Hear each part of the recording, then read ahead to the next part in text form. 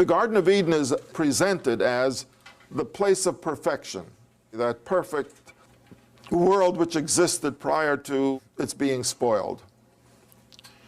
And its being spoiled, actually, as it is described later on, is simply a presentation of the real world. The real world is that which is described at the end of chapter 3. But there is this presentation of an idealized world which was perfect. But now if we read the description of the garden and compare it to other texts, and I picked out a text from the Ugaritic literature, which I will explain. The city of Ugarit is a city that was situated on the shores of the Mediterranean in northern Syria. It flourished and existed until about 1200 BC, when it fell as a victim of one of the battles of the Trojan War. And actually the Greeks who attacked Troy also attacked Ugarit, and now we have found letters written by the king of Ugarit which refers to the battles that were taking place, and actually refers, some of the letters actually say, our cities are burned and being consumed by fire as the enemy approaches, and he mentions the name of one of the Greek states that was fighting in the Trojan War. So we know the history of Ugarit. Now, Ugarit fell and was buried until about 1930 when it was discovered. When they discovered Ugarit, they discovered the writings of the Ugaritic people in two sets of writings. The first set of writings they discovered were the poetic mythology, that is, the religious literature. The other set of writings they discovered were diplomatic correspondence, letters sent.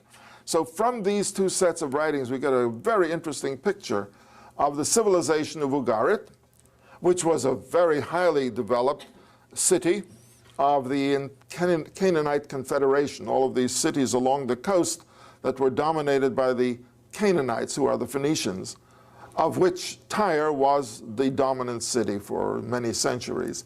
Now, in these Ugaritic texts, which were written in a language which is very similar to Biblical Hebrew, similar but older.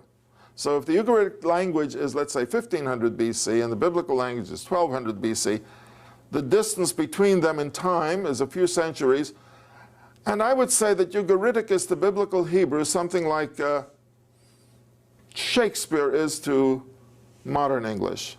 Same language and yet different. In fact, so different that there are many words that we don't quite understand and have different meanings. But that's the nature of a language over the course of 400 or 500 years. In the case of Ugarit, we have an older version of the language which we know as Biblical Hebrew. Phoenician of the 11th century and the 10th century BC is the same as Biblical Hebrew. Phoenician of the Roman period is quite different from Biblical Hebrew. Still the same language, but already different. And we have inscriptions in the Phoenician language dating from the Roman period.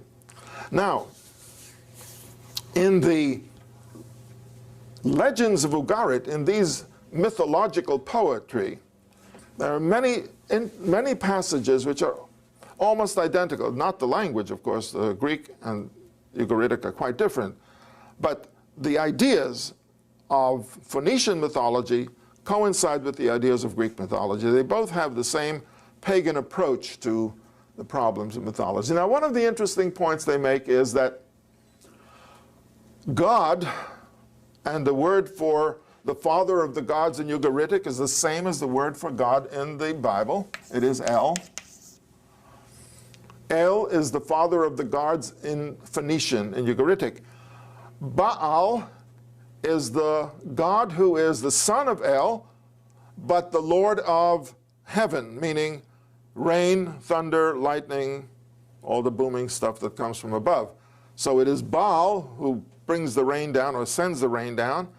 Therefore, he is called the one who fertilizes the earth or puts life into it by his watering of the earth. And therefore, he is called Baal in the sense of husband of the earth. You see how all these things are brought together.